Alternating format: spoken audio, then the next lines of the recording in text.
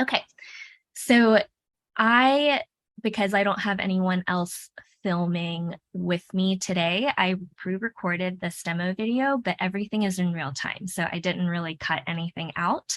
But if anyone has questions, feel free to pop them in the chat. I'm monitoring the chat, or you can shout them out and I'll answer as we go. So here we go. And in the background, I will be playing a little bit of Chinese 古筝 and 笛子 music.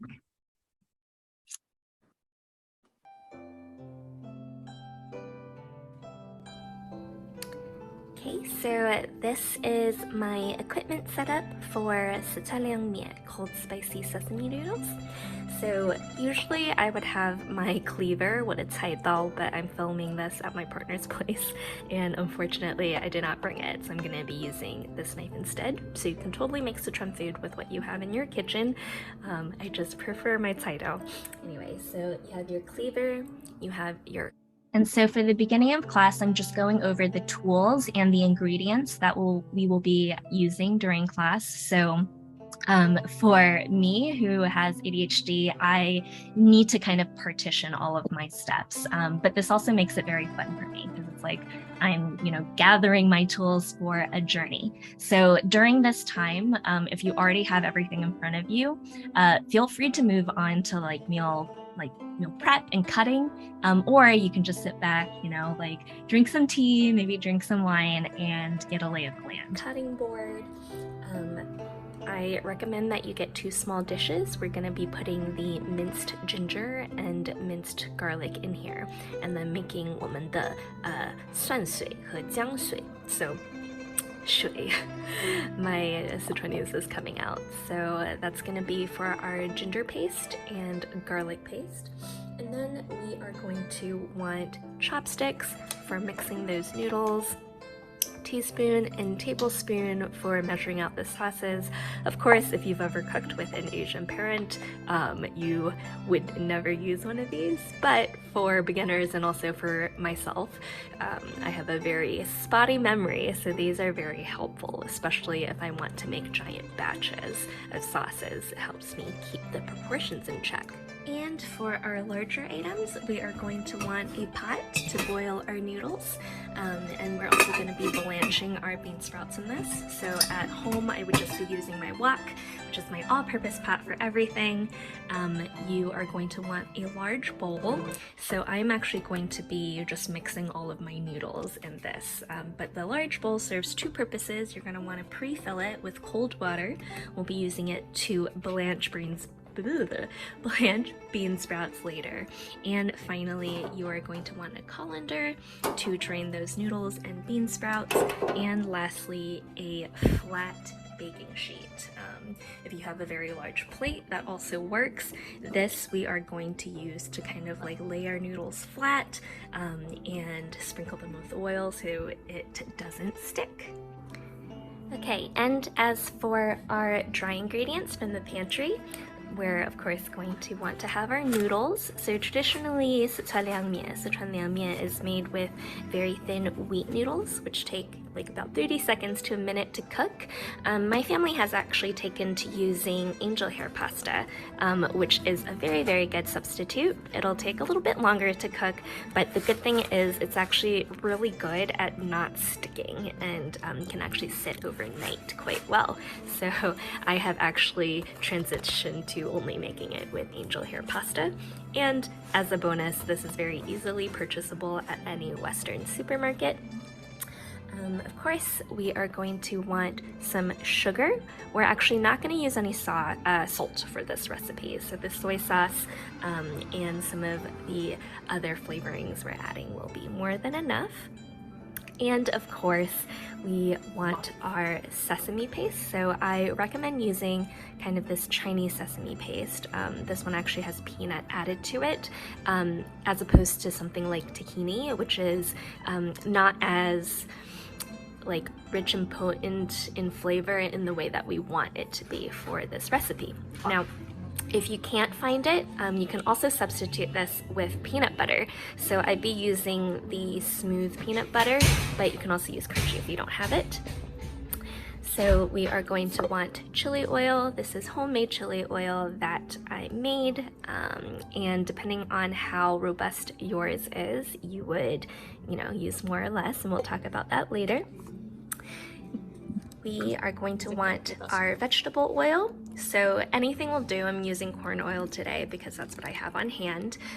But you want to just be sure to get an oil that isn't very, what's the word I'm looking for? That doesn't have a lot of taste in and of itself. So, you wouldn't want something like, coconut oil, sorry. My mind blanked. My mom's been using coconut oil a lot, but no coconut oil, for example, for this recipe. It's gonna clash. So Leslie asked a question. She said she has some sesame seeds and unsalted peanuts in her pantry. Could I toast and grind those? Absolutely. So I've made this recipe with peanut butter, and if it's a little sweeter, that's fine. It actually enhances the taste, especially if you like a little bit more sweetness to your noodles. So yes, peanut butter is totally fine. Smooth is easier, but chunky also works. In the video, so we have our soy sauce and then our Chinese black vinegar, which is what I just showed. And if you don't have Chinese black vinegar, you can also use balsamic. That is a pretty decent substitute that you can find in a Western supermarket. And of course, that was sesame oil. And I'm going to turn my sound back on. To really make that kind of undertone of mala. Now, today I am actually going to be making it with this red Sichuan Peppercorn oil that 50 Hertz sent me, and who will be giving a guest lesson at the end of our cooking lesson together. And this is the first time I'm cooking with it, or the demo one recipe run through I did was my first time cooking with this, and I really like the mouthfeel of the pepper oil as opposed to the finely ground Sichuan pepper, because it really blended in with the noodles and had a very smooth taste. And I think that is a package. I will be right back. All right, I am back. And lastly, there is also the green Sichuan Peppercorn variety, which I did a test run with as well, and I also really liked it. This one is a little bit more floral than the red peppercorn, and so it really depends on your taste. I think this one matches the taste that I grew up with a little bit more, so I'm gonna go with this one today. But this one almost made it a bit more refreshing, so I might toggle on and off. All right, so now we are going to move on to actually prepping our fresh ingredients, and I find... So Rob asked, can I use a chili oil and peppercorn powder that we made a month ago? Yes. So actually, in my full program, the reason why we do that is so that we can make dishes like this later on. So the chili oil and the peppercorn powder that you prepped during the last class is perfect for this dish. Thank you for asking. That prepping all of those ingredients in advance makes the tossing and mixing together of this noodle dish super fun.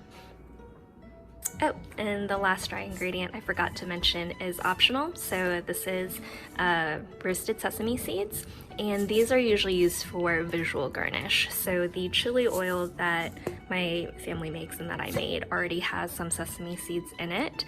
So usually I don't add extra sesame seeds, but if you want to have your noodles look Instagram perfect, you can sprinkle this on at the very end, and it'll just make it look very magical. For just really classic Sichuan Liangmian, all you really need are these two fresh ingredients for the noodles, and also your ginger and garlic. So we are gonna prep these core four first, and then I will be prepping the extra loaded veggies with you as a bonus as well.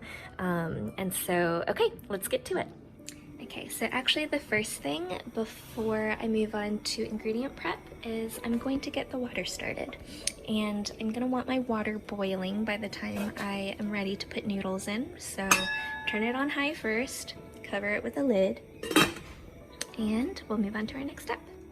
Alright, so first we are going to prep our scallion greens, which we're going to use as garnish at the very end of our cooking time together. So I usually just use about this much. As for these stems, you can either replant them, so my mom has replanted these in her garden before. Me, in my house in New York, I've actually stuck them in like a little jar with a little bit of water, and it's actually grown really well. But I am gonna save these later for a cold tossed chicken dish. Okay, so I'm gonna put those aside. And we're just gonna really want to thinly slice our scallion greens. I wish my scallions were a little fresher. I bought my groceries for this a couple days in advance and they kind of wilted, but that's okay. And Rob asked, you know, if you didn't get bean sprouts, any substitutes. So yeah, so you can use any number of vegetables. So the main substitute would be cucumber. If you have cucumber, then you can definitely use those. And if you use cucumber, it'll make the process a little faster because you don't need to blanch those. They can just go in raw. Look like little emeralds when you sprinkle them on top of the noodles later. So there we go. So we are done. And I am just going to transfer them into this little plate for later use. Now, again, I'm not using my cleaver, my 菜刀, because I forgot it at my apartment. I'm cooking at my boyfriend's place right now. But the nice thing is for a 菜刀, you can like just use that as a little scoop. So for this knife, it's a little harder, but it does the trick. All right. So now that we have our scallions chopped, we are going to move on to preparing the last two fresh ingredients that is traditionally present in Sichuan Liangmian or Liangmian. So we are going to want to use about 4 cloves of garlic, which kind of translates to around a little less than 2 tablespoons minced. If you like more garlic, you can of course use more, or if your garlic cloves are very large, you can also use more. I am gonna go with the prescribed 4. 4 now. All right. Okay. So there's our garlic. I'm gonna put this away. And then you're gonna want about an equal amount of ginger. So in the recipe I said about, 2 tablespoons of ginger minced, and I'm gonna guesstimate that it's about this much ginger. Oh, I probably should have peeled it beforehand. That's okay. All right, so I'm gonna start with the garlic, and what we want to do is de-skin it, and a fairly easy way to do that is to like smack the heck out of them first with a knife. I would use my cleaver for this, but since I don't have my cleaver, I'm going to use this little wooden spoon to smack the devil out of it. So, oh, I kind of went a little overboard with that, because like I hate peeling garlic skin. It used to be one of the tasks that I would want to avoid when I was little, but I find that it's actually a lot easier when you loosen the skin like this. Okay, so let's go ahead and peel off the skin. Yep, it just comes right off. Okay, the first one is done. 第二个 第三个 number 3 第四个 number 4. All right. And then you also want to just like chop the little bits off at the end, or if there are little like imperfections, you're going to want to throw those into your little compost pile.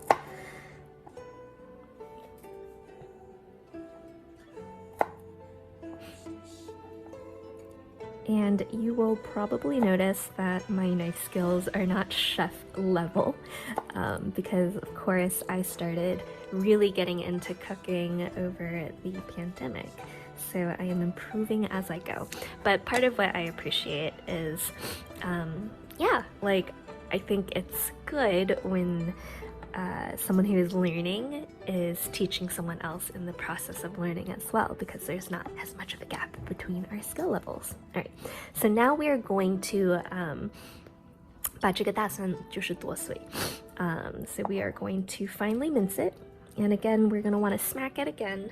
I always, for some reason, feel like I'm gonna smack the fleshy part of my hand into the knife. So I'm going to remove this from my accident prone self and just like smack it a little bit more to make it.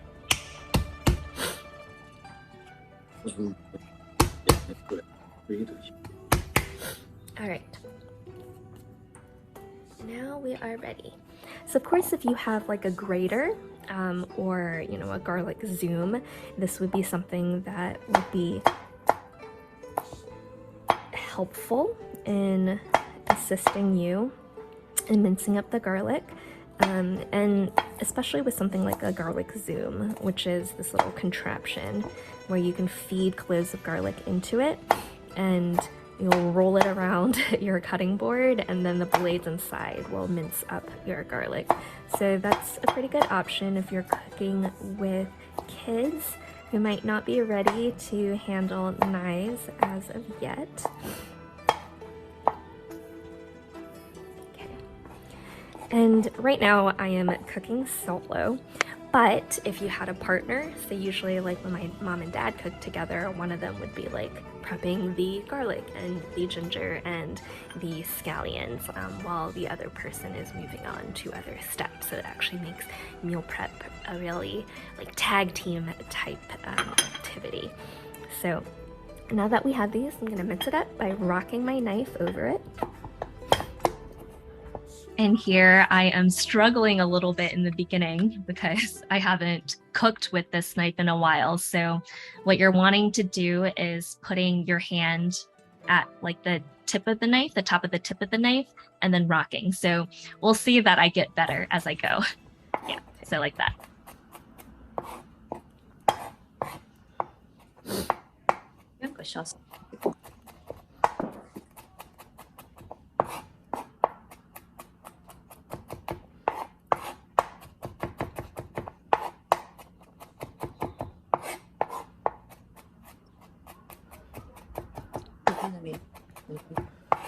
Okay, so if those of you who are cooking along with me, just go ahead and mince this as finely as you can.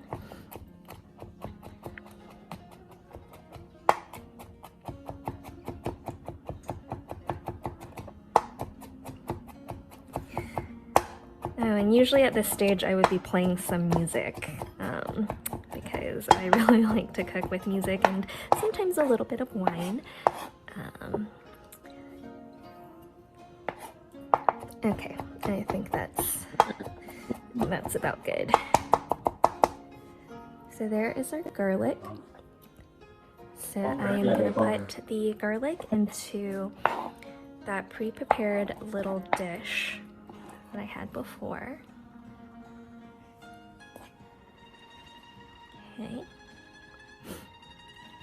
And I'm gonna add 2 tablespoons, about 2 tablespoons of water to this to make our garlic juice, basically. And I'm actually gonna add a tiny bit more water. So with all of the quantities and ratios that I recommend, really like cooking is a little bit like improv, I feel.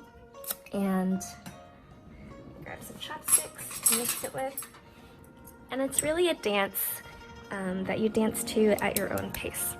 So everything I give here are kind of suggestions, and you can feel free to adjust as you like. All right, so I'm gonna put that over here, and we're going to move on to our ginger. So I've already washed this ginger, and I'm just gonna peel it real quick. And, oh, where did it go? Okay, I'm gonna use this peeler. I usually have this other peeler that I find a little bit more easy to use, but it's all right. Okay, so I am mostly trying. Right. So a quick progress check for those of you who are cooking along. If you are done mincing your ginger as well as garlic, give me a thumbs up and I'll kind of fast forward through this part. But if you are still working on it, no worries, let me know and I'll just keep the live video going, or the real-time video going until everyone is ready. So I'll be looking out for those thumbs ups on the screen. Okay if this isn't perfectly peeled. We'll be mincing this anyway. All right, just gonna clean up the chopping board a little bit.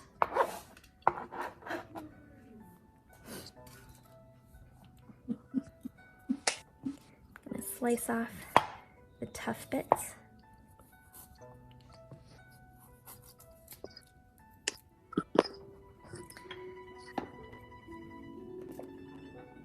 All right, and now we're back.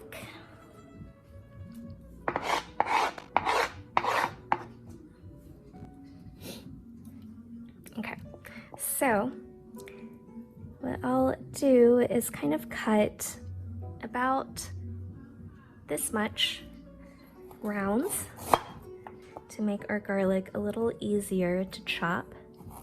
When I say garlic, obviously I mean ginger. And if I had a cleaver, Right, so again, I would smack it with the flat of the blade. I think I saw a wooden that spatula to do the same.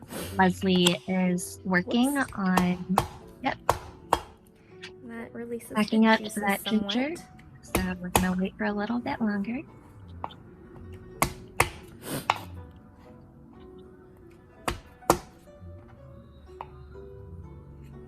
No worries, Jennifer. We'll keep going in real time. And we are going to do the same thing as our garlic. Leslie might still be grating as well, so yeah, you're all right, on I schedule. moved my camera so that we're not super far away from our thing. And so we're gonna mince this.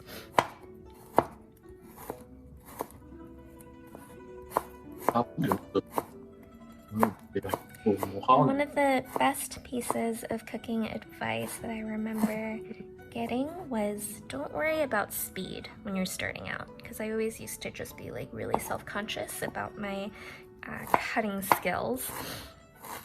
Just focus on accuracy and also safety, and of course having a sharp knife is actually really good for not cutting yourself because your knife won't slip as much. Watch me say that and immediately my knife slips.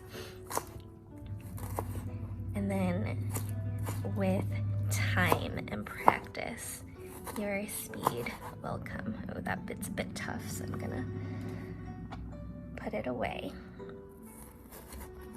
And honestly, cutting this used to be a source of like, you know, why would I spend so much time doing X, Y, and Z when I could just order out or have someone else do it or like buy garlic pre-minced?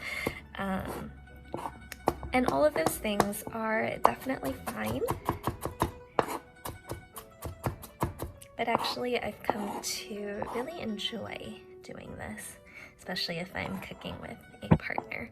And this is still something that And again, if you are cooking with a partner or, you know, a kid, then this process can be sort of run parallel with, you know, the prepping of the noodles and the sauce, which we are going to do next. All right, so it looks like Leslie is also ready. So I'm gonna fast forward a little bit through the mincing of the ginger, since this is the exact same thing that we did with the garlic.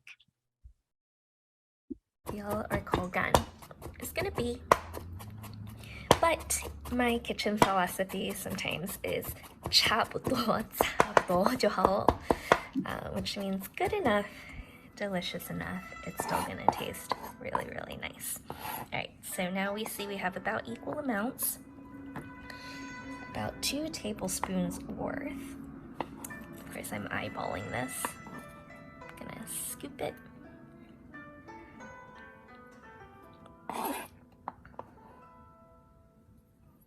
Okay,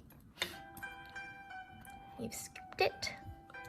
And the same thing. All right, Leslie says, my mom would have me do the chopping of veg and garlic when we cook out of Rhoda Yee's cookbook. Yeah. you were the sous chef.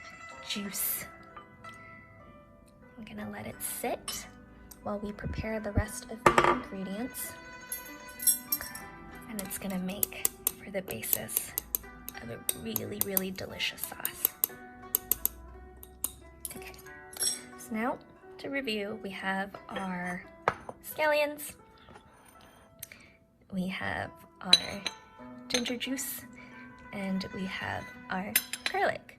So this, along with the bean sprouts that we prepped before, we are good to go with our liang mian. So if these are the only things you're using, next time you're making this, you can just move on to prepping the noodles, because I also mentioned that we can, put extra veggies and protein into our dish. I am going to go ahead and prep that alongside anyone else who is also prepping that today. Alright, so now I will be prepping our loaded Sichuan Liang ingredients. And for those of you who are not using... Yeah, so earlier Rob asked, he wasn't able to get bean sprouts, what else can you use? So typically the extra but also traditional ingredients are carrots, 萝卜, 黄瓜, cucumber, and chicken if you wanted to have a meat addition to your noodles. So if you add chicken slivers, the name for the dish is 鸡丝凉面, so chicken sliver, cold noodle. And so the traditional, most simple version of Sichuan Liangmian is vegetarian, it's vegan, and it's usually a sort of light, refreshing snack. Sometimes you can get it as a street snack, and sometimes it's actually a dish alongside other dishes if you are ordering at a restaurant. So in that case, not having meat in that dish is fine because it's also supposed to be part of a larger, more balanced meal. So if, I am planning on making this for, just myself for lunch, then I would add some extra elements like the chicken, more cucumber, maybe more carrots. But I actually often, don't include the carrot because, well, one, my knife skills as of right now are not super advanced, so I don't cut them as thinly as I would like. And it's also just harder in general to cut carrots. So what I'm doing now is julienning the carrot, which I've been learning French culinary terms as well, but basically what we're doing now is cutting our carrots into very thin slivers, or si. And so the classic way to do that was to just cut off the base so your carrot sits flat like it is now, and then cut as thin planks as possible. So you see that my knife slipped a couple of times. It's not as sharp as I would have wanted it to be. There wasn't a knife sharpener in the house. But the concept is you cut it into very thin planks, and then you start making almost like matchstick sized slivers from that. And you slicing planks.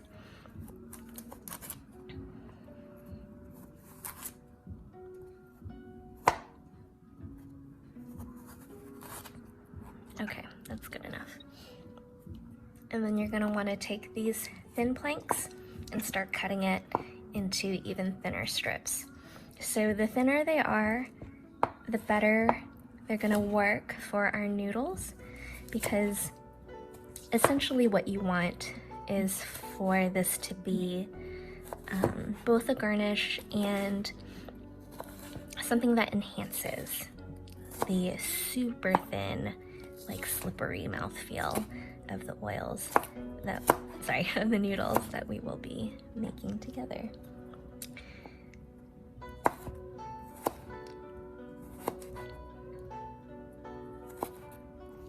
Okay, our last couple.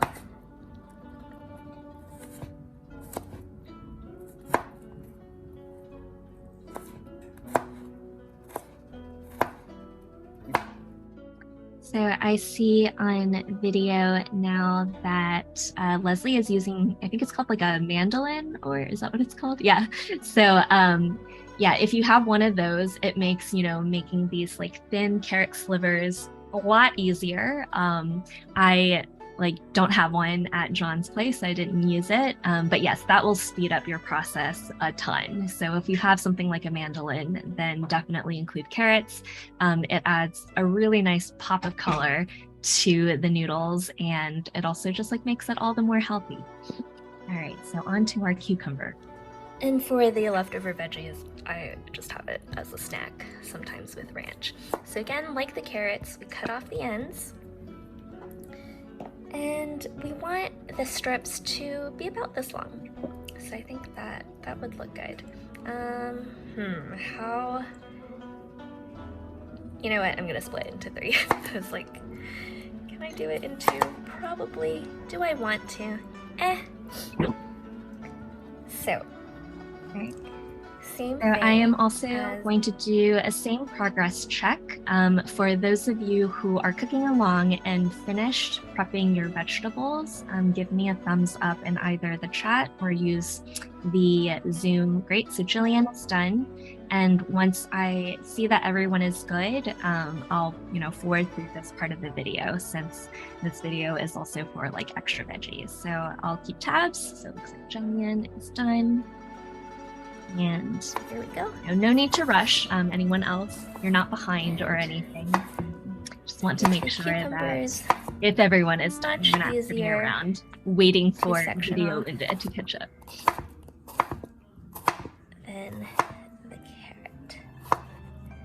Okay. So we're gonna go ahead and stack them up and create Jennifer. Gotcha. Thin strips, as thin as possible, like matchsticks.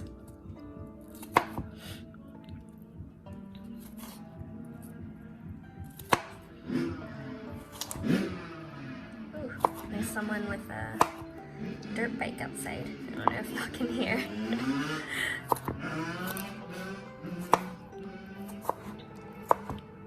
Okay, so that's one.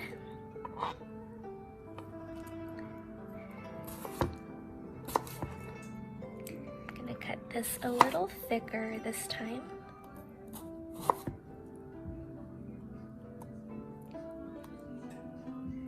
Oh, okay, 微线动作. Not gonna do that. So I'm gonna see how these work out, because this is a little easier to plank. Okay. So for that one, I cut the initial slices thicker, and so our matchsticks are going to be a little thicker. And, it's edible and good.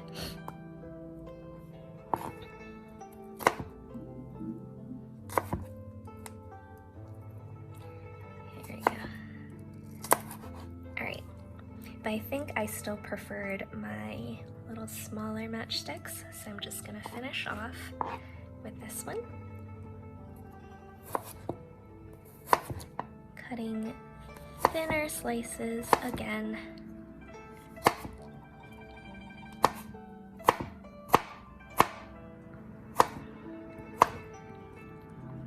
And then stacking this up so we can make the rest of our 黄瓜条, or 黄瓜丝. So strips of cucumber, 黄瓜. Okay.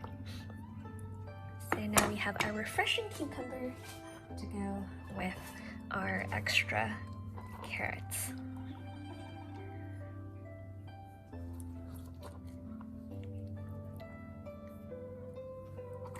Oof.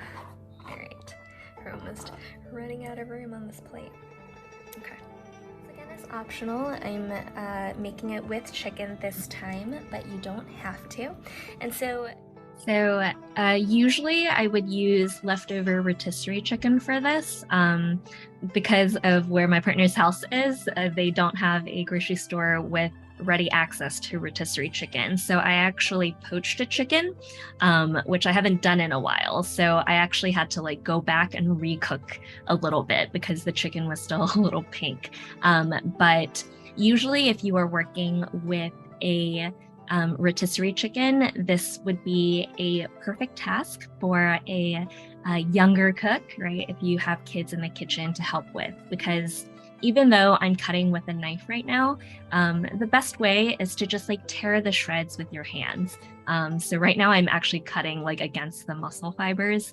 But yeah, you're able to, with your hands, just tear like very thin strips, and it's a perfect task to occupy those little hands. And yeah, and it really makes this into a full meal.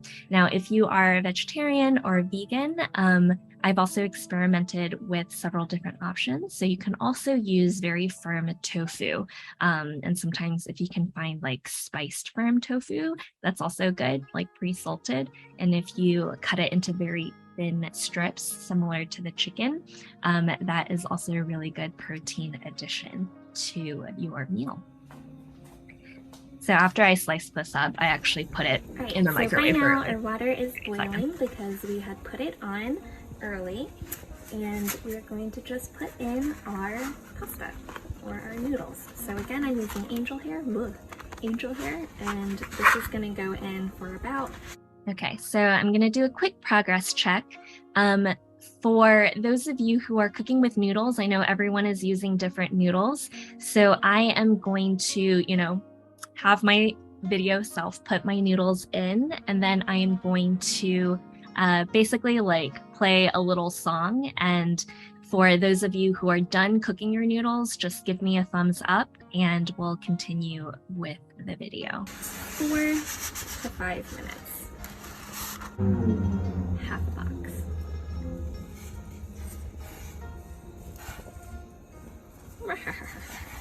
Like a porcupine.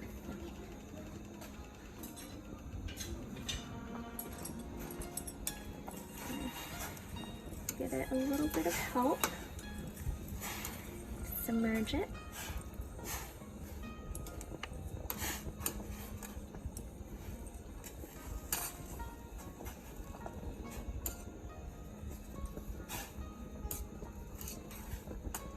Make sure to give it a stir so it doesn't stick to the bottom. And if you have someone manning the noodles, just occasionally have them give it a poke. So again, this is going to sit for about 4 minutes, which is the perfect amount of time to get started, to get a head start on the sauce.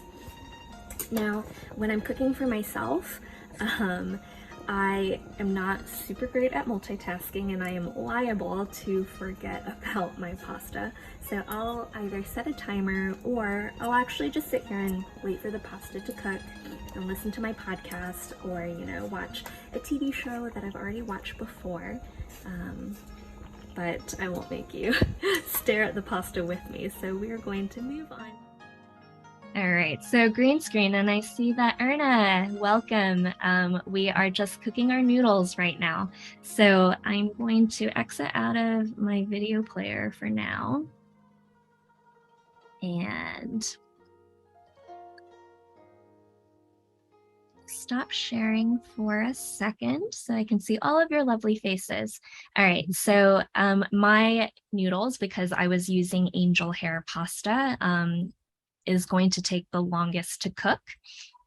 Hello, Erna. I'm happy that you're able to join us. But for everyone else, so I know that Rob is using, I believe, buckwheat noodles. Is that correct? Jillian is using very thin Sichuan style wheat noodles. And for Leslie and Jennifer and Rebecca, I'm not sure what you're using, but I trust that you know how long your noodles are going to take. So if you're using very thin noodles, like, traditional style Chinese noodles, 30 seconds, maybe a minute tops. And so after you are done cooking, So what I have in the recipe that I shared and illustrated is I actually rinse my noodles to cool it down. And so I find that that is very efficient, especially for like the angel hair pasta that I'm using, because the noodles are a little bit more durable. So for example, for Robert and Jill, who are using like more traditional Asian style noodles, the traditional way of like cooling it is actually like the chefs would sort of like 把它们挑起来 with like chopsticks. You would, scoop it up with chopsticks and you would actually fan the noodles with either like a hand fan or like if you have, a little electric fan. So usually like that will help cool the noodle down, but it won't like, disturb the noodles too much. Okay, so let's check on, I had like the green timer going for the amount of time that I had been cooking my noodles. So, yep. So Jennifer, it looks like you are also using a thin one, so you're done. So if you are done cooking your noodles, just give me a thumbs up or a note in the chat and I will move on. So let's see. I saw that Jennifer is done, Leslie is done. Jen, Leslie. Okay. And I'm going to guess that Jill is probably done as well because she's using the thin noodles. So Rob, when you are good, let us know. And if you're not sure, you can also just like do a taste test. No worries. Take your time, Rob. Okay, so while we are waiting for myself and Rob to finish cooking our noodles, I see that we have Yao has joined us. So Yao is going to be our guest speaker at the end of class. So do you want to just like hop on and say hi to everyone real quick as we are waiting for our noodles to start? Oh, let's see. I don't think I hear you. Can you hear me? Can everyone hear me? Yep. Hi, everyone. My name is Yao Zhao. I am hello from Washington, D.C. I will be telling you more about myself, my products, Sichuan Pepper and Sichuan Pepper Oil, and that tingling, numbing sensation behind the Sichuan Pepper. Yeah, I'm looking forward to tell you more about it. Perfect. I am so happy to have you. 欢迎欢迎.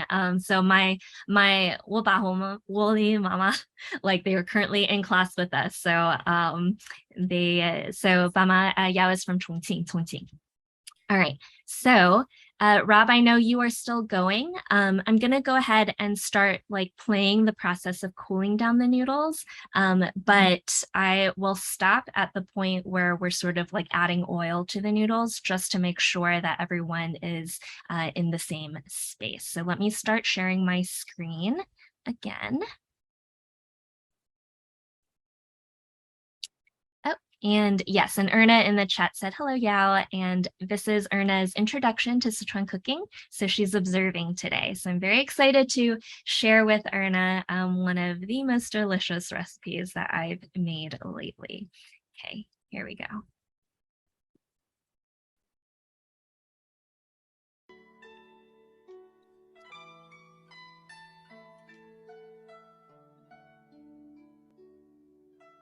Cool them down, so let me grab the noodles. All right. So again, for everyone who is just joining us, for Sichuan Liangmian cold spicy sesame noodles, I have been using angel hair pasta, which is more durable than the Asian noodles that like we traditionally cook with. And so like I'm gonna cool it down in water. All right, so now our noodles are cooked and I'm going to cool them down. So let me grab the noodles. Yep. I'm gonna keep rinsing to cool my noodles down. And so you can also do this by directly spreading it on top of the baking sheet that we prepped earlier and fanning it, but I find that this is quicker. gonna let it drain. Okay, so while those noodles are quickly draining, we're going to fill back our pot that we had cooked the noodles in with a little bit of water. You don't need too much, and this we're going to heat for blanching our bean sprouts. Alright, so as that water... Of course, like you only need to heat more water if you are working with bean sprouts today. If not, no worries. And so at this point, what we're doing is we are spreading our noodles into a baking sheet, or if you have a very large flat dish, that also works. And what we want to do here is we're going to start oiling it. So if I'm actually like making this for a dinner party, I'm not going to use my hands. I'm going to use like chopsticks or tongs. But I was making this a big batch for myself. So I'm going ahead and using my fingers for now. And in the future, if you're making this as a family activity for the little ones, I know some people who signed up for the replay have children cooking alongside them at home as well. It's like a very nice sensory, almost like tactile activity. So that's also a really nice, fun little task to give your sous chefs. So in terms of oil, in the recipe, I recommend about 3 tablespoons. All of these measurements are, you know, very like wink, wink, however much you think you want to add. Here, I'm adding a little bit more because I realized I put more than half a box of pasta into my pot. So I probably added around 8 tablespoons. And what you want to do is kind of just really make sure that the oil has coated your noodles. This will really help prevent it from sticking. And with angel hair pasta in particular, this actually helps it just like really keep separated, even if you have it sitting overnight or for a couple of days. So yeah, so I would recommend if you are making this in advance, right, for a potluck or for a picnic, angel hair pasta or like an Italian pasta is actually a really good pro tip because it'll make the Sichuan Liangmian last quicker. Whereas traditionally, Sichuan Liangmian is a very fresh, like almost street snack. So in that case, using a fresher noodle would make a lot more sense. So as your noodle is being... So now it is time to blanch our bean sprouts, which just means we are going to shock them really quick in hot water and then immediately submerge it into this cold water that I have prepped here. So we're just gonna dump it in.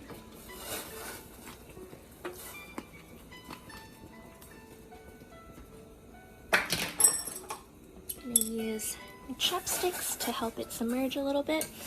And we're gonna kind of do it for about 55 seconds. So now that I'm thinking about it, I don't know where I got that 55 seconds from. I don't think my parents told me to do it for 55 seconds. I must have read it somewhere. So yeah, anywhere between 30 seconds to a minute, I think it's fine. If you want your bean sprouts to be like even more tsui or like crispy almost, you can do it for less time. So here I'm just like counting. And traditionally Sichuan Liangmian is made with douya or bean sprouts, and it really adds this really nice mouthfeel in addition to the slippery noodles that, you know, like is the core part of Sichuan Liangmian. So it's a little bit of crunch along with your noodles. And 5, 4, 3, 2, 1. Okay, gonna turn off the heat. Yep. And Leslie, thank you for that addition. So Leslie says, food safety wise, 30 to 55 seconds brings it to about 165 degrees Fahrenheit, which is great. Thank you so much. And earlier, Erna said that if you want to use your hand for the noodles, those plastic cooking gloves is also a really good option. Absolutely. All right, that's pretty much the last of it. So now we are going to bring this over to the sink to drain. And here we go. So we have our bean sprouts that are nice and cool, stopped cooking. I'm gonna drain them using the same colander. I'm gonna let them mesh thingy that we used for the noodles earlier.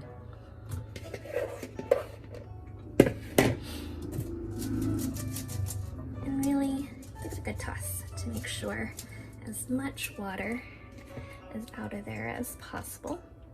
And so, like I mentioned, I will actually just be using this plastic bowl to make a giant batch of Sichuan Mian. But if you are actually making it single portion, you would layer the sprouts into the bottom of individual little bowls. All right, so split second decision. I am actually going to have my cake and eat it too. So I'm gonna prepare my large batch as planned, but I will also prepare a small individual portion to kind of show you what it looks like prettily plated. Yeah, and so this is also mentioned in the recipe, but if you are making this at home, traditionally it's like everyone eats out of their own little bowl, right? And so we're going to make the sauce in batch in this lesson, but if everyone is making their own bowl of Sichuan Liangmian or cold sesame noodles, they just layer the veggies, the noodles, the chicken if they want it, and then they basically add the ingredients of the sauce that we will be making very soon after this directly into their noodle bowl, and then everything is tossed at the end. And so actually, if you're looking for the best photo op, that is what I would recommend you doing.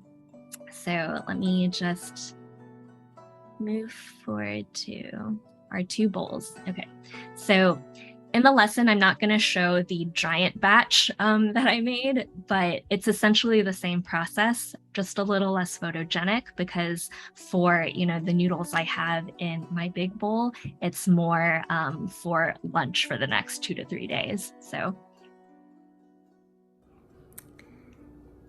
gonna put some cucumber. Right. A little bit of carrot.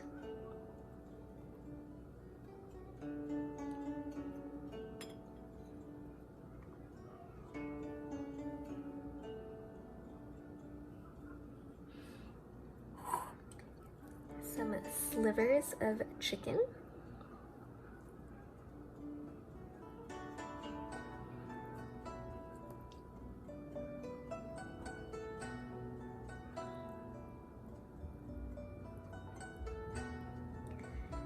And a sprinkling. So actually, I sprinkled in my scallions at this point. I would wait, if you're waiting for a good picture, to sprinkle it on at the very end, because it just brings out the pop of green. But flavor-wise, it doesn't matter when you add it. All right, so our noodles are ready for sauce now, and everything that's left over I'm going to put in my giant batch that will be saved for later on in the week. So actually, let me just dump it in there. So this is not going to be as photogenic. So this is actually how I usually cook when I'm by myself, but it still tastes delicious. All right. All right, so now we are ready to move on to our very last step, which is mixing the sauce, my favorite part. It's like we're in an apothecary and we're mixing up potions. I'm gonna set these aside for now and bring in our empty bowl. So I'm gonna make our sauce in bulk this time. But again, if you are actually serving individual portions, everyone has the option of making their own sauce so that they can control the ratio of ingredients. So first, we're going to start with... And Erna, here a note for you, because you had mentioned earlier that, this is your introduction to Sichuan food, and sometimes, or like most people who have heard of Sichuan food but haven't really had it, have this perception that it's really spicy and it's really intense, and that is true for some dishes. And for example, if you go to a restaurant and order a spicy sesame noodle, it might come out really, really spicy. But the thing is, when you're making it at home, you can control the ratio of all of these ingredients. So I would recommend that you keep, the non-spicy ingredient ratios the same, but when it comes to adding the chili oil later, that is when you can adjust the spice level. About 3 teaspoons. And I always tend to kind of add a little bit more than the recipe calls for, so I'm gonna do 3 heaping teaspoons, and then a little bit more for good measure, especially since I ended up with more noodles than I had planned for. And then after our sugar, I'm just gonna put in our ginger. So our ginger had the nice juice that it's been stewing in for a while. So 姜水, 姜汁 and after that, it's sister garlic. It is already starting to smell so good. Okay, so after the garlic, we are going to add our sesame paste. So if you haven't used your sesame paste in a while, it could be a little clumpy. So just make sure that it's mixed up well, right, before you start spooning it in. And again, if you do not have Chinese sesame paste, you can always use peanut butter as an alternative. So we are going to have 4 tablespoons of sesame paste. So I'm just gonna pour this. Okay, that's about 1, 2-ish, 3-ish, and again, I am using more than usual.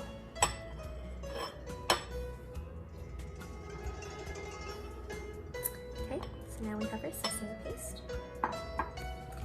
Next, we are going to add our soy sauce. So again, this is your regular soy sauce, like if you go to the grocery store, Kikkoman or whatever it's called is fine. This is shinchou. Where is my tablespoon?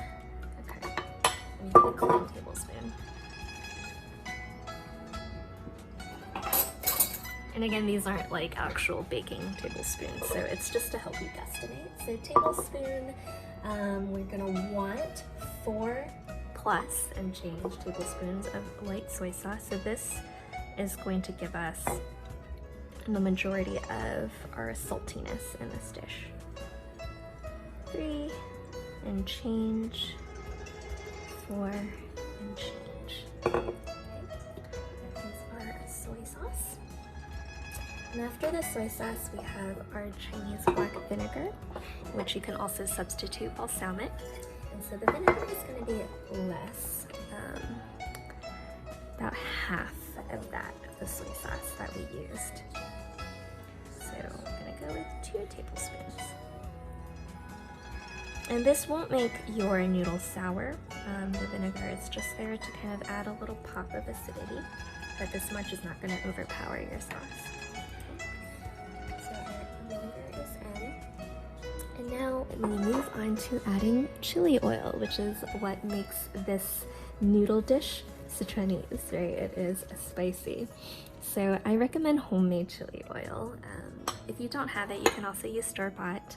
And my batch that I made this time around is actually really spicy. So usually I add in 3 tablespoons. Today I'm gonna only add in 2. Look at the color of that. All right, E-R.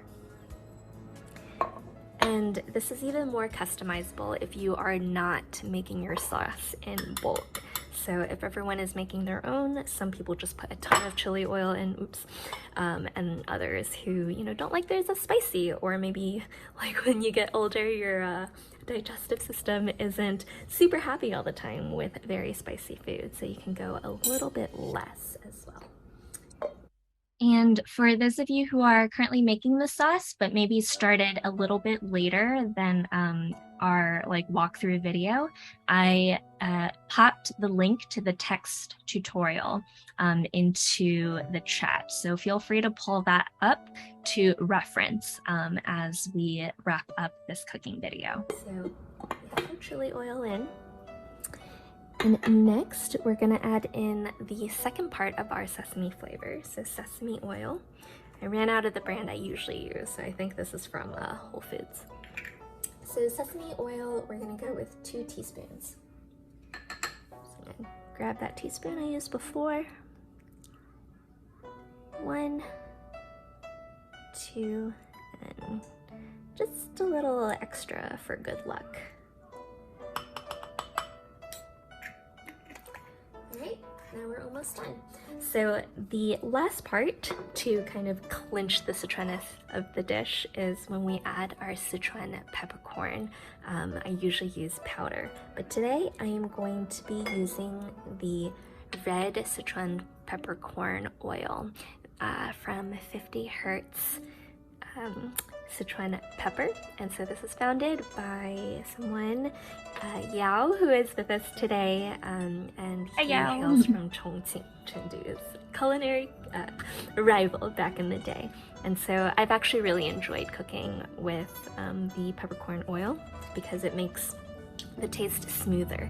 There aren't really the rougher, granulated texture of the powder. Thanks for featuring my product. I have totally been experimenting with quantities. So for Sichuan peppercorn, I've usually like just sprinkled in 3 to 6 shakes. But for the peppercorn oil, I'm gonna go with 1 and maybe half. So little goes a long way. All right, now we are ready to mix. So let me zoom in. All right, time to mix it up. And so try to make sure that everything is incorporated really well. You want the sesame paste to be really blended. Now, if you're using peanut butter, the mixing process might take you a little longer because the consistency is chunkier. But with a little bit of elbow grease, you can do it. And as like a pro tip, if you want, you can also, before mixing in the peanut butter, mix the peanut butter up with a tiny bit of hot water to help you make it a little more liquidy.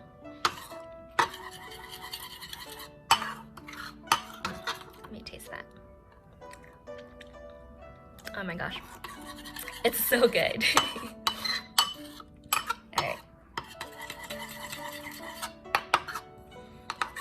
Giant thing of sauce. All right, that's pretty well incorporated.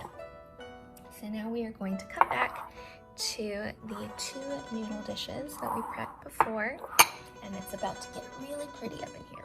All right, so now for our 2 individually plated bowls. I'll line them up for a photo app and give your sauce another mix, and just really drizzle however much you want. So I am gonna go with about 3 tablespoons of this per dish. And after you mix it, if you want more, always add more, right? So you wanna start with a little less than what you think you might need. And then go back and really add extra.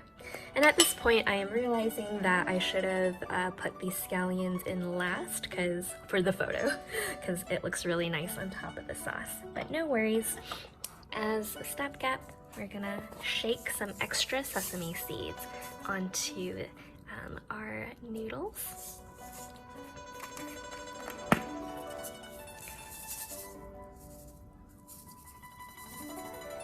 And voila.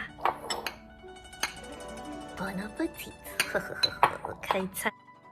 All right, so it looks like everyone is well into the making of their sauce. So I'm gonna stop sharing my screen and pop into some of your kitchens just to see how everything is going.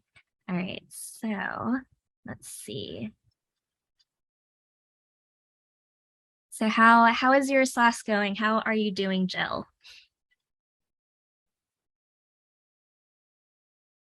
Sauce is going well. I have my sous chef here to taste the sauce, and then we're gonna plate. I'm very Come and excited. get it. I didn't think there'd be more work to do. Anyway, Hello. Yes, the onerous task of taste testing. I know it's very difficult.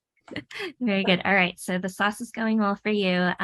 Rob, it looks like you are also well into your way of making your sauce. Are you almost ready to drizzle? Correct, yes. And then so after the sauce, we are then obviously adding that to the noodles with the veggies, and then also with some veggie oil, I assume. What was your last question? Are we also adding the veggie oil at that point? So the veggie oil was sprinkled onto your noodles. If you didn't add it, that's also okay. You can go ahead and add it to, so when you were cooling your noodles, did you add some oil in there to help it not stick? Oh, I did not, no. Okay, no worries. You can go ahead and just like add a little bit of oil in at this point. Yeah. Okay. All right, thank you. Of course. All right. So Leslie, I'm gonna bring you into our shared kitchen as well. How is your dish going? Good. Just adding more chili oil. Fantastic. Nice. Oh, so I didn't have your other recipe when I tried to make it. Is this color okay? It's just Sichuan peppercorns and like vegetable oil. Yeah, that looks pretty good. Yeah, so okay. And then I found yours and then I tried it. But okay, sounds good. Perfect. All right, let's see who else has their video on. All right, so it looks like everyone else is camera off right now. No worries. So Jillian, Rob, and Leslie, just let me know when you have drizzled your sauce onto your noodles, and then we'll, start mixing, and I'll hand the, that looks so good. Fantastic, Jillian. Okay. And so what I really like to do near the end of class is for everyone who is done making their dish. Oh, Vicky looks like she is good as well. If you can turn your camera on and angle it towards your bowl, we will go ahead and do a group food photo. And then for the rest of class, I'm going to hand the microphone and video off to Yao, who will give us his expertise about Sichuan peppercorn.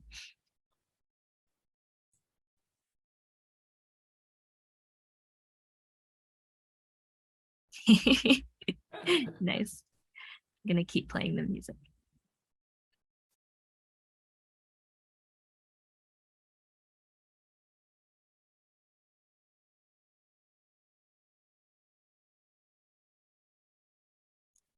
Vicky says, looks delicious. Jillian says, so excited, smells incredible.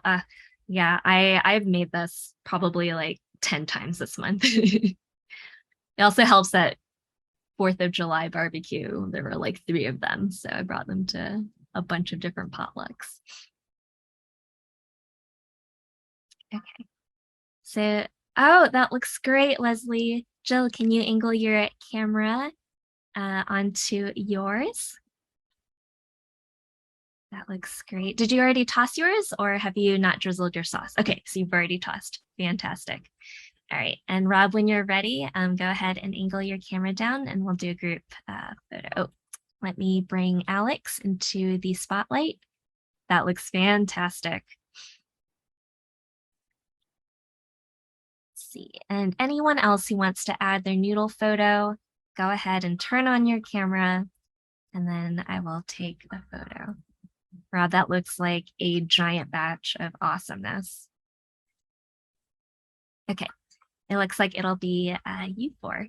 So Alex, if you don't mind, bring it back. I'm gonna do a quick screenshot. All my vegetables were eaten yesterday, so Totally fine. It'll still taste amazing. That I looks, use. Oops. oh, there we go. See? Okay, perfect. And Rob, go ahead and just like lift your noodles up and I'll take a photo. Perfect. Okay, waiting on Alex. Oh. And okay, 3, 2, 1, perfect. All right. So excited. Okay, so for all of you who are making it at home, it looks like you are ready to toss and eat. I am going to now make Yao co-host, and apologies for running a little behind, Yao, but I'm super excited to attend your class. Perfect. Okay. Yeah. So yeah, thanks for giving me a few minutes. So my company is called 50 Hertz Sichuan Pepper, and I focus on one ingredient and only. And also I focus on that sensation. It's the Sichuan pepper and the tingling, buzzing, numbing sensation. I want to introduce a new sensory experience in food. In the world, there are only a few ingredients that gives you that buzzing sensation, and Sichuan pepper is one of them, and it's perhaps the most famous one. I am in Washington, D.C. I work as an economist, a clean energy economist for the World Bank. So the joke was, I spent the first 10 years fighting against the oil and gas industry, but now I'm selling oil, the Sichuan Pepper Oil. As I think Linda was just showing you, I have two products, the green and red. I started the company following that mission. I want to introduce a new sensation to the world. So I started the company in 2020, right after the pandemic started, with these two products, the pepper oils. And then very lucky, Fu Shao Dunlop, the most famous writer on Sichuan food, gave me a shout out. And then that gives me my first batch of customers. And then the New York Times wrote to me after a month, and then asking if they could give me a shout out. And yeah, and then my company went from there. The New York Times article, if you Google it, you will find it. New York Times article sent us 20,000 orders overnight. But I think it's very heartwarming is that the New York Times readers, they have never heard about Sichuan pepper. Most of them, they've never heard about Sichuan pepper or this tingling buzzing sensation. So it's sort of validated my business idea. I think some people would like a new sensation and would embrace a new ingredients in their food. So yeah, why are we called 50 Hertz? That tingling buzzing sensation is actually the frequency of that buzzing tingling sensation is actually 50 Hertz. That's the frequency you feel on your tongue. And it's actually published in London by a very famous scientist. I went to London 2 weeks ago, and I actually met him in London. I'm gonna show you a quick photo of me and him. Can you see the photo? I see your screen right now. Okay. Not the photo yet. Okay. The screen sharing is a bit problematic. Yeah. So what I see now is now you see. There you go. Yeah. Yep. Yeah, that was me. So he is the head of neuroscience department at UCL, University College London. I met him. He's the professor who wrote that paper on quantifying that tingling, numbing sensation on your tongue. So yeah, so there's a lot of science behind this. So I was such an honor to meet him in person, and he gave me his blessing for using the name and for doing the business. So it was really fun. So we started with the oil, and then I am also just launched our first snack products. the peanuts, Sichuan pepper peanuts. It's dominantly numbing, but also very flavorful. It's actually a bit like what you're making. It's buzzing. It's very, very exciting. Yeah, that's in a nutshell. The company and Sichuan pepper, and it's a key ingredient because mala, the flavor you're making right now, the ma comes from Sichuan pepper, and this ingredient is indigenous to China, unlike the chili peppers, which is the Colombian exchange product from Latin America, from South America. Sichuan pepper is indigenous to China. So I want to champion this new Chinese ingredients into the world. Yeah, so I'm happy to actually, I want to save some time if you have any questions to ask me. I'm happy to answer any questions about Sichuan pepper or the liang mian you're making. If there's any questions, I'm happy to answer any questions. Yeah, great. Yeah, so everyone, I put the New York Times article in the chat if you want to check it out. Yao, can you spotlight yourself so that we can see your face on the big screen? I just realized I gave up all host privileges when I made you host. Or if you want to make me host again, I'll spotlight you. Did I spotlight myself already? Yeah, I'm not sure. Oh, yes, but it looks like Sorry, I'm not very familiar with this. No worries, no worries. Can you think, make me host again then? How do I make you a host? All right, no worries. So everyone, I'm gonna read out the question. So Jillian asks, how did you get into producing the oil, sourcing the peppers, making the oil, distribution, etc.? Yeah. It was a funny story. So I had this business idea back in 2018, and I flew home. I flew to Chongqing. So I'm from Chongqing.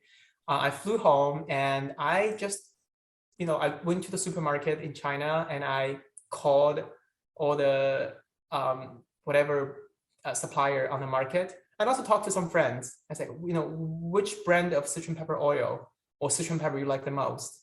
And then, doing business in China it's very casual, right? There's no email back and forth.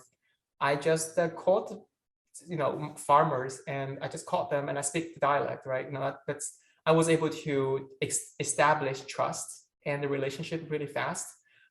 So I identified who was willing to work with me. I had nothing at the time. Who's willing to work with me and customize my need.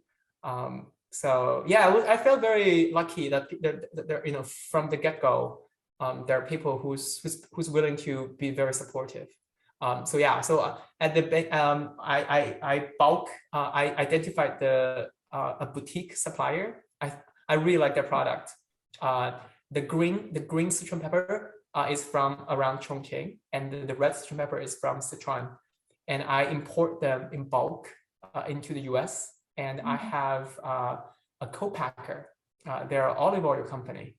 They have been bottling my oils in Georgia, in Atlanta. I like their aesthetics. I like the way they control the safety standard, the labeling, bottling, everything was done in the US at the time. So yeah. Yeah, and the bottles are beautiful. Thank you for sending me those samples to use. It was super fun. So we have our second question. Alexandra asks, can you use peppercorn oil in American dishes? Absolutely. That's such a great question. You hit the nail on the head. That's basically my business idea. I think this flavor and this sensation can go into different cuisines. Can go beyond Chinese food, right? If you think about it, this is just a novel sensation. If you like it, you can apply it to anything. So this is also, the New York Times article, I didn't tell my customers what to use. I just encourage them to be creative. People come back with, Sichuan pepper salad. They use the oil on their salad. They use the oil on their pasta. Basically, if you're making liang mian, why not making a pasta with it as well? and people are using it on their popcorn. Oh, interesting. Yeah, Actually, yeah, that sounds delicious. yeah, a lot of them, because I don't really snack, so it was a bit surprising to me. But I can imagine how it would work. So yeah, so I also encourage you to try it. You know, it's just a very playful sensation, and that's why actually we launched the peanuts, because I want a product to carry this flavor in a more approachable way.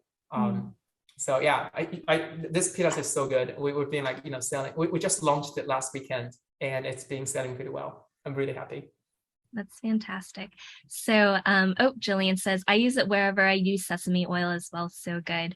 So yeah, I have a question. So I know that in the package that you sent me, there was the green Sichuan peppercorn oil and red Sichuan peppercorn oil. Can you first tell us a little bit about what the difference is between the two? Yeah, absolutely. So the red Sichuan pepper oil is the iconic one.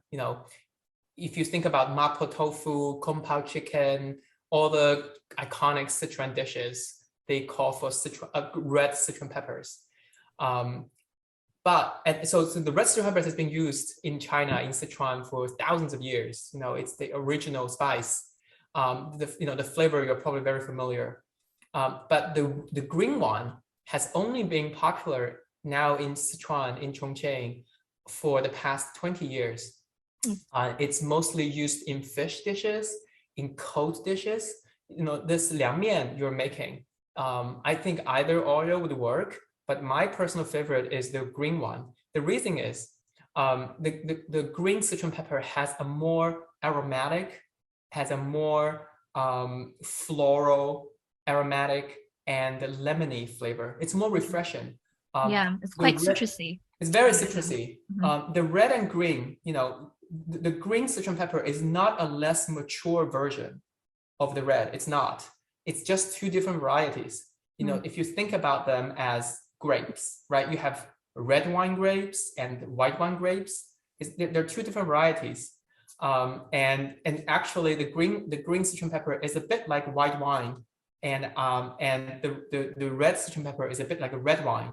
The green one is more refreshing. It pairs better with fish, seafood, cold dishes. Whereas the red one, it goes better with tofu, red meat.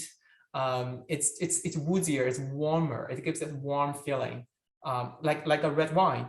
So I like that comparison.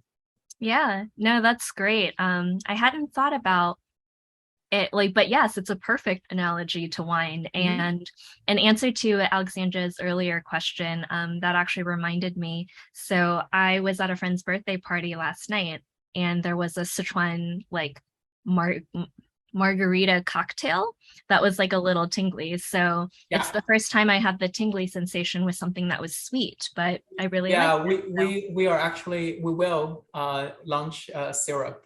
So we're also targeting good to know. The cocktail market. Our peanuts is a really great drinking companion with a cold beer. Yes. Because that tingling, numbing sensation really intensifies your enjoyment of a beer. Yeah. Yep. So, absolutely. So a short story. My grandfather, my mom's father. So I called him my yeah, but he's actually my wife. I call my maternal grandma Nai Nai. Yeah. So he loved to drink baijiu with peanuts. So they're perfect companions. All right. So I have one more question for you, and if anyone else has a question for Yao, please pop it into the chat. And also at this time, if you would like to connect with your fellow students after class, just type your social media handle into the chat, and I'll email it out to everyone after class so that you can connect. So Yao, you mentioned that Sichuan peppercorn is like, so for example, like the green ones are often used in like fish dishes. Can you also talk about like what dishes you would use Sichuan peppercorn oil in as opposed to say the powder, or as opposed to the whole Sichuan peppercorn? Because like a lot of my newer students are like, you know, like, are there dishes that we actually use the whole Sichuan peppercorn in? Yeah. Can you talk about that? So the reason why I started the whole business with the oil is because it's so versatile. Because I want to introduce it to the mainstream American market.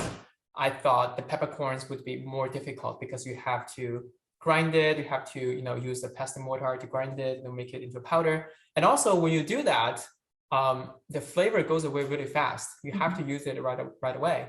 So I thought the oil is much easier, and the oil keeps the flavor for a long time. Our oil, the flavor will still be there in a year and a half, because the oil just keeps the flavor for a long time. There's some chemistry behind it. So the first time Fusha Donglop gave us a shout out is basically she used our green Sichuan pepper oil and made a dandan mian. And then in her Instagram post, she basically explained why using the oil is an alternative to the whole peppercorn. It's just because, as I said, it's just easier and it keeps the flavor for a long time, and you don't have that coarse mouthfeel when you bite into one.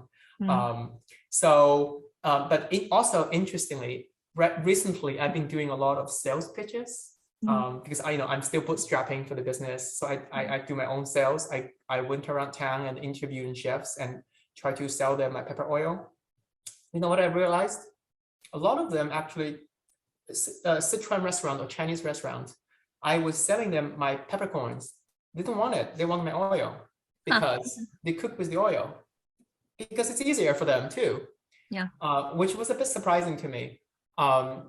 They actually cook with it because the base of the oil is rapeseed oil, 菜籽油, which has a pretty high temperature. So you can actually cook with it. That being said, heat will reduce the potency of the flavor. But nevertheless, I've been cooking with it. If I want to make a mapo tofu, I'm actually just cooking with it. It will keep the flavor. So you can actually cook with it. But I would actually just use it as a finishing oil. But cooking with it is fine, and a lot of chefs are doing it. This is something I learned from talking to a lot of them. Very interesting. Okay, yeah. So I've been using it like the same way I use Sichuan peppercorn powder, which is like you finish off the dish, and that's like what gives you kind of the immediate impact of the Sichuan peppercorn. Yeah. All right, so we are at the end of our class. So Yao and his company are on Instagram, and I think probably most other social media. So Yao, if you want to leave your handle, I'll email it out to everyone as well.